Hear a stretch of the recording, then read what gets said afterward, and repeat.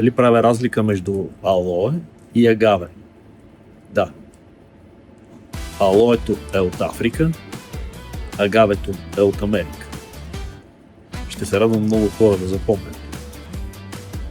И още нещо важно за алоe и агаве. Ако отглеждате и двата вида, трябва да запомните, че алоe, който идва от Африка, забележете, обича зимно поливане. Защото в Африка сухия период е лятото. Есента, зимата и пролетта по-често води.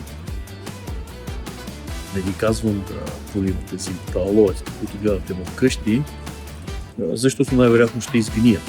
Трябва да бъдат навън, трябва да има течение, трябва да може водата да се изпарява по-бързо от саксията и така нататък. Но алоето толерира зимно поливане. Агавето не.